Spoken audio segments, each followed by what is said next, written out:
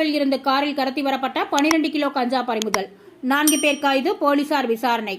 வேலூர் மாவட்டம் குடியாத்தம் ஆந்திராவில் இருந்து தமிழகத்திற்கு கஞ்சா கடத்தி வரப்படுவதாக வந்த ரகசிய தகவலின் அடிப்படையில் மாவட்ட காவல் கண்காணிப்பாளர் மணிவண்ணன் உத்தரவின் பேரில் தமிழக ஆந்திரா எல்லையோரம் உள்ள சைனகுண்டா சோதனை சாவடி அருகே குடியாத்தம் தாலுகா காவல் ஆய்வாளர் சாந்தி தலைமையிலான போலீசார் தீவிர வாகன தணிக்கையில் ஈடுபட்டனர்.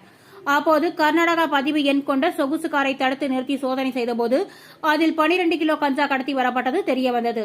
மேலும் கஞ்சாவை கடத்தி வந்த குடியாத்தம் பகுதியைச் சேர்ந்த குடியரசன் 24, கோகுல்குமார் 26, மாதேஷ் 21 மற்றும் பெரம்பலூர் மாவட்டத்தைச் சேர்ந்த வெங்கடேசன் 23 ஆகிய 4 பேரையும் கைது செய்தனர். மேலும் கஞ்சா கடத்தலுக்கு பயன்படுத்தப்பட்ட காரை பறிமுதல் செய்த குடியாத்தம் தாலுகா போலீசார் மேலும் இதுகுறித்து வழக்கு பதிவு செய்து விசாரணை மேற்கொண்டு வருகின்றனர். மேலும் இதில் கைது செய்யப்பட்ட குடியரசன் மற்றும் கோகுல்குமார் ஆகிய இருவரின் மீது கொலை வழக்கு உள்ளிட்ட பல்வேறு வழக்குகள் நிலுவையில் உள்ளது குறிப்பிடத்தக்கது.